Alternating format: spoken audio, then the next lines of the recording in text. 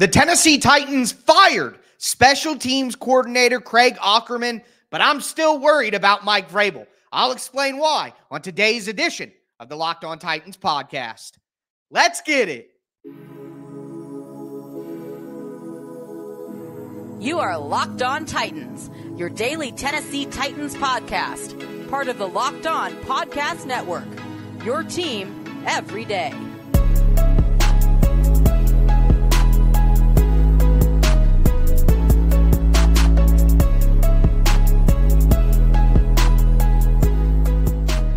Welcome to the Locked On Titans podcast. I am your host, Tyler Rowland. Titans fans, today's edition of the Locked On Titans podcast is brought to you by Game Time. Download the Game Time app, create an account, use the code LOCKEDONNFL for $20 off your first purchase.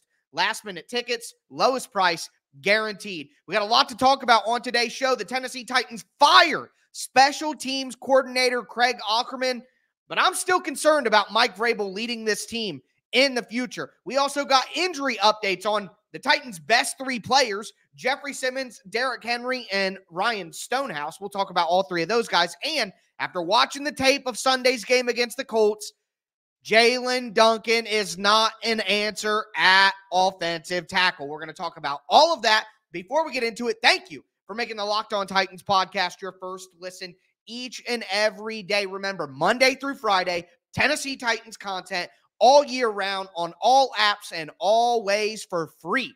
You're not going to beat that anywhere else. So make sure you get subscribed, stay subscribed. It's your team every day here on the Locked On Titans podcast. And shout out to my everydayers out there tuning in Monday through Friday. Tomorrow is What's Next Wednesday. I'm going to look at the roster and tell you which players I think should be back on the team next year. Thursday is crossover Thursday for that Dolphins game. Friday, we'll take a look at things around the NFL. And then Monday, I'll have a preview of Monday night's game against the Dolphins. So make sure you stick around for all the great content I have coming your way for free here on the Locked On Titans podcast. But with that being said, the Tennessee Titans fired Craig Aukerman, special teams coordinator. He was with the Titans in 2017 before Vrabel. He was kept on by Vrabel. Aukerman ran the special teams unit without an official title for that. And then 2019 was elevated to the special teams coordinator, and he's held that position until Monday when he was let go of his duties, and he had to be fired. It was an absolute disaster for the Titans. The Titans special teams unit lost them the game yesterday. Period. Far and away, more than the defense or the offense. They won those games. It was the special teams. 2 blocked punts, and I know one was changed to a fumble. Those were 2 blocked punts for the first time since the year I was born, 1991. The Titans missed an extra point. They should have won the game in regulation. And Ryan Tannehill even said that they hadn't practiced that for a couple of weeks. During special teams period in practice, why isn't the backup holder working on holding the football? What are you doing? Not only that, but the Titans allowed a 30-plus yard kickoff return. And during those 2 punt blocks, Craig Aukerman got Ryan Stonehouse hurt. So on the first punt block, the Colts lined up 4 guys to the right-hand side of the Titans punt block unit, and the Titans were entirely outmanned. All right? That's a schematic win. The Titans weren't ready for it. The Colts saw something on tape. Good job. But the second time, the Titans didn't adjust at all. And it happened again. And now, Ryan Stonehouse is severely injured. And remember, I'm going to give you updates on Jeffery Simmons, Derrick Henry, and Ryan Stonehouse in our next topic. But right now, what I really want to dive into is this decision. And Aukerman needed to be fired. My everydayers will remember, I have been saying for weeks now, when was the last time the Titans special teams unit won them a game? When was the last time the Titans had a good kickoff or punt returner? When was the last time the Titans had a great kicker before Nick Folk? I mean, for years, Bullock stabilized things a little bit, but for years during Craig Aukerman's run, they couldn't find a kicker. They couldn't develop a kicker. All of these young kickers, Caleb Shudick and Trey Wolf, and the Titans have brought in over and over. None of these kickers have developed at all under Aukerman. The Titans blocked a couple kicks in 2018. The Titans had some moments with Ryan Stonehouse as punter. But when has the Titans special teams unit been something that sways the game in their favor? Never under Craig Aukerman. Never. So how could this man keep a job? All right. Tom Quinn will be replacing him. Quinn was a special teams coordinator for the Giants from 2006 to 2021, and a name to watch underneath Tom Quinn. This offseason, the Titans hired Quinn, probably because they planned on replacing Aukerman with him if things went bad. And then Anthony Levine, who just played in the NFL a couple of years ago, was a special teams assistant for the Ravens, who the Titans poached over. And Anthony Levine could be a guy the Titans elevate going forward. But forget all that. My whole point here is, are you certain about Mike Vrabel? Because we continue to see reasons to wonder. Mike Vrabel needs elite coordinators on the schematic side of the ball. And for years now, I have compared Mike Vrabel to John Harbaugh. Harbaugh was a special teams coach who is a great CEO of a team, a great leader of not only coaches, but players. He has a great understanding for game management. John Harbaugh is who Mike Vrabel wants to be when he grows up. And John Harbaugh is smart enough to realize I need excellent schematic coordinators on offense and defense that allow me, and special teams, that allow me to just be a CEO and a leader of men. Mike Vrabel is not a good schematic coach. We've seen it when he was the DC in Houston. He was terrible. When he didn't appoint a defensive coordinator in 2020, they were terrible. He took over play calling responsibilities for Dean Pease at halftime of the 2019 AFC Championship game, and the defense fell off in the second half. Mike Vrabel is not a good schematic coach. He is a leader of men. He is a CEO. He is a good manager of coaches. But look at it. Mike Vrabel hired Matt LaFleur and Dean Pease when he got hired as the head coach. Rookie head coach, had to hire good coordinators with good talent and good reputations. Since then, Shane Bowen, whose only good years came with Browns defensive coordinator. Oh my God, are you kidding me? Jim Schwartz. So without Jim Schwartz in the 2 years that we've seen Shane Bowen, he's been terrible. The defense has not been good. The pressure has not been there like it was in 2021, in 2022. 2020, 2023, not good. Shane Bowen, Mike Vrabel hire. Todd Downing, one of the worst offensive coordinators this team has ever had. Kept his job for 2 years, Mike Vrabel. Craig Aukerman kept his job. If Mike Vrabel is going to be a successful coach, he has to surround himself with elite schematic coordinators. And that is going to require not being loyal to some of these guys who you've been loyal to, not giving a guy like Todd Downing 2 years. Look at John Harbaugh again. It wasn't going right for Baltimore the last years. Harbaugh immediately pivoted. He hired Todd Monken from Georgia as the offensive coordinator, and he hired Mike Mike McDonald from Michigan. And the Ravens defense is better. The Ravens offense is better. The Ravens look like the best team in the AFC. So, in my mind, you look at the NFL, the last 4 out of 6 Super Bowl winners, offensive coaches. The only two who weren't. Bill Belichick is one of those guys. You look at the playoff teams right now. Look at the 14 playoff teams right now for the NFL. 12 out of 14 are run by offensive coaches. So you look at the trend in the NFL of success with offensive coaches. You look at a young team with the Titans. You look at Mike Vrabel, who has to be – Mike Vrabel, shout out to Will Lomas. He said Mike Vrabel is the Ryan Tannehill of coaches. Everything around him has to be great, and he can be great. But if everything around him isn't great, he's not going to lift those people up. That is such a great comparison. And John Harbaugh is a guy who is an example of a Mike Vrabel type coach that can work, but it only works if that coach has the self-awareness to surround himself with excellent schematic coaches. Does Mike Vrabel have too big of an ego to realize that about himself and to do it? A lot of people are hoping this Craig Aukerman move is a sign in the right direction for Mike Vrabel having that self-awareness. I'm still not convinced. And again, when you look around the rest of the NFL and you see the success that offensive coaches are having, it gets harder and harder to make the case that Vrabel is the guy to lead the Titans back to prominence or lead the Titans back to being one of the better teams in the NFL. He's done it before when he had a good roster and he had good coordinators that were already there, really, other than Dean Pease. I mean, Arthur Smith had been around, so it's not like, although he did have the gumption to hire him and elevate him, but I'm just saying, there are reasons to doubt Mike Vrabel here, even with this move to fire Craig Aukerman. But with that being said, I want to talk about injury updates because the Titans' maybe 3 best players were all injured on Sunday, so I'm going to update you guys on their status. Before we do that, though, do want to let you guys know that today's episode is brought to you by Game Time. Game Time is the best place to buy tickets, period. I always buy my tickets on Game Time.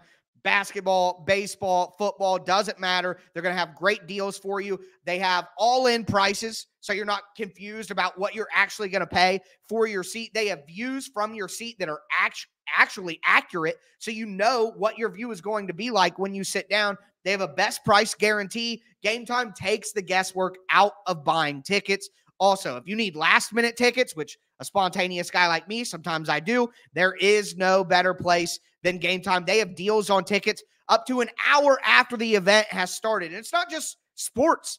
They have concerts. They have theater. I mean, they have everything that you need on Game Time. So download the Game Time app, create an account, use the code LOCKEDONNFL. That's LOCKEDONNFL for $20 off your first purchase. Once again, create an account, redeem the code LOCKEDONNFL for $20 off. Terms apply.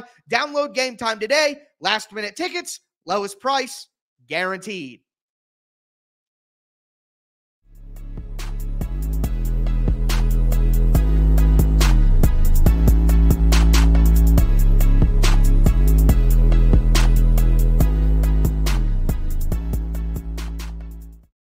Titans fans, let's continue today's edition of the Locked On Titans podcast. Talking about all the news that came out on Monday surrounding the Titans. Normally, my everydayers know that we do a Tic Tac Tuesday here and talk solely about the film. But when a coach gets fired and when there's injury updates on the best players, do have to pivot. And that's what I'm always going to do here on the Locked On Titans podcast. I'm going to pivot to what's most important to you.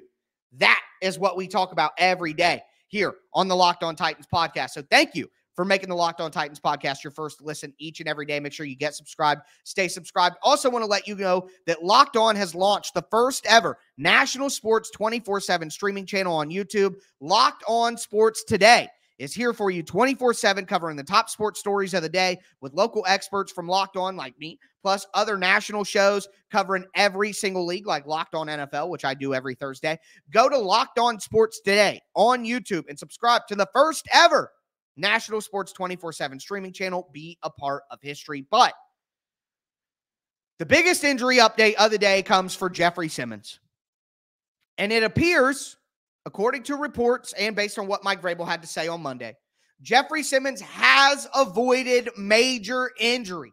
Jeffery Simmons is not out for the rest of the season. It's not a significant injury that will require immediate surgery, all of that. So all those concerns can be put to rest.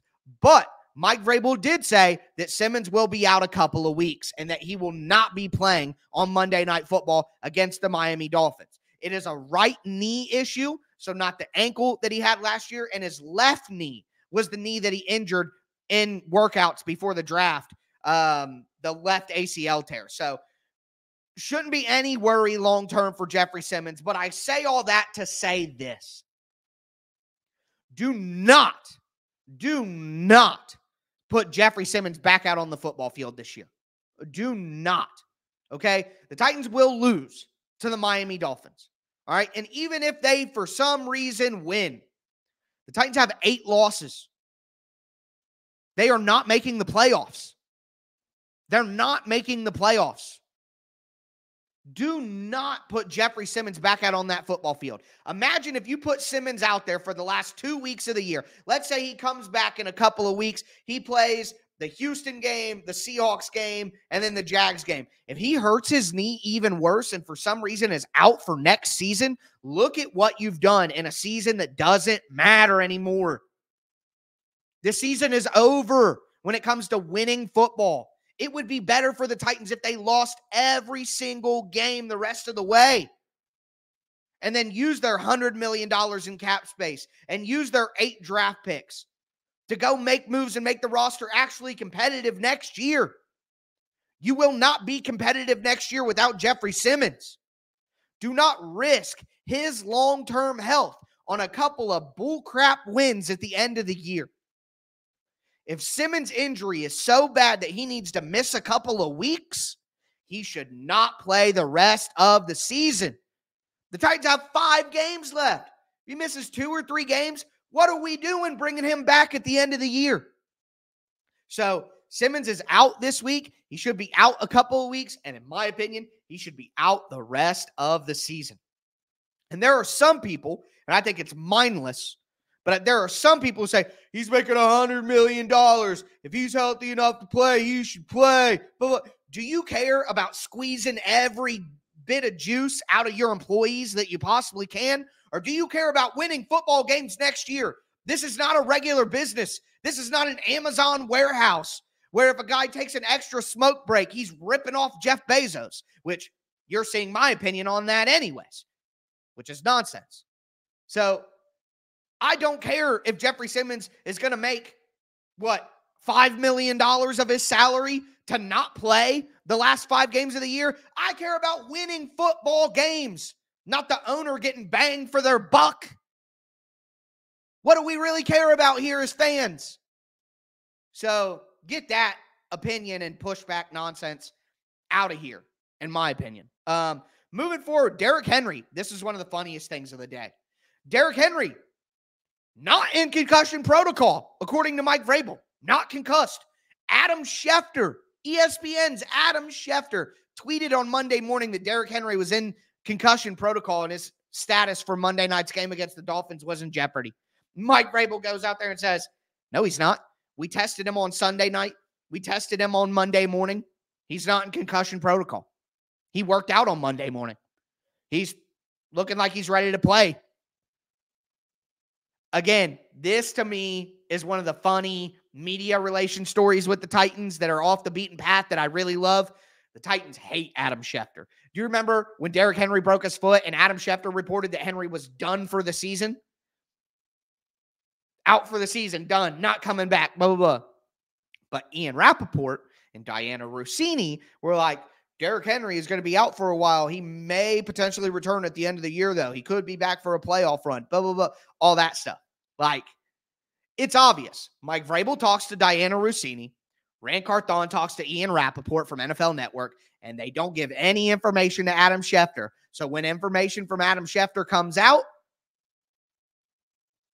they know it's nonsense. And I wouldn't even be surprised if the Titans leak some information around the building and then use Adam Schefter reporting it as a way to figure out who they can't trust in the organization. I wouldn't even put that past the Titans in this circumstance. They do not give their information to Adam Schefter. They don't. So that was hilarious to watch Schefter, and Schefter left a tweet up to watch Schefter report that Henry was in concussion protocol and probably out for the week. And then literally 2 hours later, Mike Vrabel says no, and Rappaport says no. I mean, it's just hilarious to me. If you can't find comedy in that in the middle of this season, I don't know what you're doing. But finally, talk about Ryan Stonehouse. Stonehouse is out for the season. He will have surgery. And I think that if Ryan Stonehouse didn't get hurt and wasn't out for the year and everything else happened exactly the same, I don't think that Craig Aukerman is fired today. I don't. I think Mike Vrabel only did it because he had to. I think he had to. I think ownership was like, that was an embarrassment. You got the best punter in the NFL hurt, having a major surgery. Some heads have to roll here. So if Stonehouse didn't get hurt on that play, I don't think that Aukerman's fired. I think it forced Mike Vrabel's hand, and he wouldn't have done it anyway, which goes back to, episode comes full circle, my concerns about Mike Vrabel long-term, okay? The Titans need a creator. They need an innovator to develop this young team into what it needs to be. I don't know if Mike Vrabel's that guy, and I don't know if he's going to hire the right coaches and keep the right coaches around to develop those young players. It's fair to ask that question. Blind support and Mike Vrabel is out the window for me. We're here to ask questions and cast doubt. All right. But with that being said, I'm going to continue to cast doubt. And those of you guys who got way too excited about Jaelyn Duncan and started thinking that he might be an answer at offensive tackle the rest of the way, you fooled yourselves. All right. So let's talk about it. Before we do, though, do want to let you guys know that today's episode is brought to you by Jase Medical. Okay, so I know that we come to sports to escape from some of the crazy realities of real life, but can we just talk for a minute about preparing for real life? According to the FDA, pharmacies are running out of antibiotics like amoxicillin right in the middle of the worst flu season in over a decade. That is scary. I can't imagine a more helpless feeling than, my fiance or my nephew or, one of your guys' kids getting sick with a supply chain issue that would keep them from life-saving medication that they needed. Thankfully, we'll be okay because of Jase Medical. The Jase case is a pack of 5 different antibiotics to treat a long list of bacterial illnesses, including UTIs, respiratory infections, sinusitis, skin infections, among others. This stuff could happen to any of us. Visit jasemedical.com and complete your physician encounter. It will be reviewed by a board-certified physician, and your medications will be dispensed by a licensed pharmacy at a fraction of the regular costs. It's never been more important to be prepared than today. Go to jasemedical.com. Make sure you use the code LOCKEDON to get $20 off your order. Again, go to jasemedical.com and use the code LOCKEDON to get $20 off your order.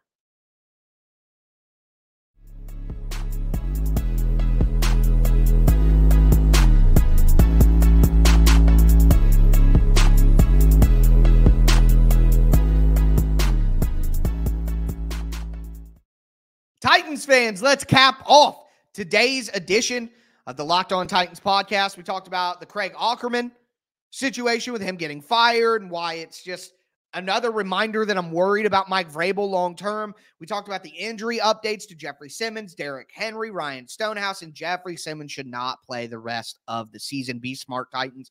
Now I want to talk about Jaelyn Duncan because I said this last week, and my everydayers will probably remember when we went over the film there.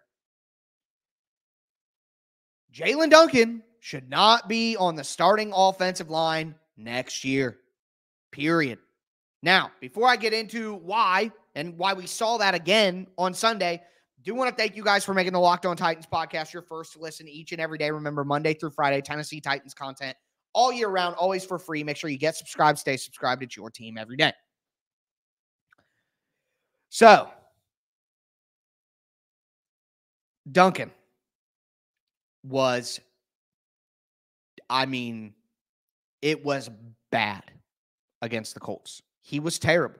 And look, I know the immediate pushback. He's a rookie. Of course he's not going to play well. Well, I'm sorry, but there are late-round rookie offensive linemen who come in their rookie season and still look better than Jaelyn Duncan. And regardless of that, the way that Jaelyn Duncan looks now, the amount that he would have to develop by next season to even be in consideration to be a starter is impossible. There is no way that Jaelyn Duncan is going to go from what we saw on Sunday to a good starting offensive lineman next year. Maybe 2025. I'm not going to sit up here and tell you that he'll never be a starting offensive lineman in the NFL. I'm not going to do that. But it's not going to be next year.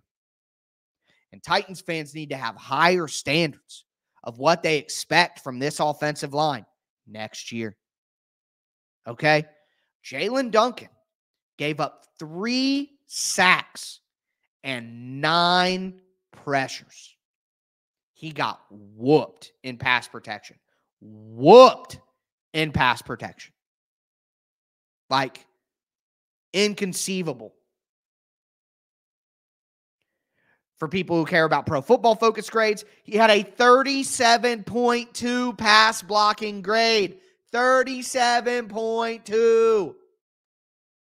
He was better in run blocking. No doubt he was better in run blocking. He had some good moments, climbed up to the second level on a backer, couple double teams. He had some moments. But it still wasn't consistent enough. It still wasn't good enough. And it's not enough to make me think he could be a starting offensive lineman next year. If you want this offensive line to be better, you do not want Jaelyn Duncan or, again, Dillon Radunz. Maybe Radunz can get better. He was a stud in run blocking against, but the whole offensive line was really good in run blocking against the Colts. The Colts have a terrible run blocking or run defense. Aaron Brewer was nasty in run blocking. Dillon Radunz was disgusting in run blocking. They were great. So maybe Radunz. But come on, y'all. Come on. Like, Jaelyn Duncan should just be the new NPF. He should be the new developmental young offensive tackle. Next year, Dillon Radunz should get a chance to compete at right guard and right tackle, but he shouldn't be the penned-in starter. And Jaelyn Duncan certainly shouldn't. He should be the Titans' primary backup left tackle. And if Radunz kicks into right tackle, then Jaelyn Duncan can be the swing tackle, the number one backup. Like, that's his role. The Titans need to draft a left tackle high in the draft, first round. The Titans need to add a veteran offensive tackle in free agency. I don't think they need to spend big time money, but a mid-tier, like Chris Hubbard's situation, right? The Titans need to add new blood here. I know, here's what happens in my opinion. It happened with Kyle Phillips. It's happened with Treylon Burks. It happens to me, but it happens to me less than it happens to your average Titans fan, just because I'm a pessimistic person in nature, which my everydayers know. But you have to be really, really smelling yourself to think that Duncan or Radunz should be on the starting offensive line next year. Like, you have to be in a position of complete homerism to think that Titans players will develop that much. Like, we all sit here and talk every week about how bad the roster is, and then people are like, yeah, well, the offensive line next year, let's have a starting offensive tackle that's on the roster. When we talk about how the Titans have the worst offensive tackles in the NFL every single week, and yet you want to use one of these offensive tackles on next year's offensive line? Like, it's crazy to me. So, look, I don't want to tell you that Jaelyn Duncan will never be a good player. All I'm telling you is he is not the answer if the question is who should start at right tackle or left tackle next year for the Titans. Those players are not on this roster. So don't trick yourself into thinking that they are. Okay? That's all that it comes down to. But with that being said, that is going to do it for today's show. We talked about the Craig Aukerman news, my concerns about Mike Vrabel, injury updates, Jaelyn Duncan's performance against the Colts. I mean, big episode, strong episode.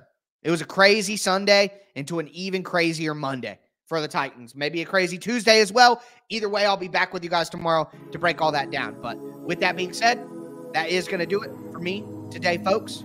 As always, I am your host, Tyler Rowland, and this was Locked On Titans.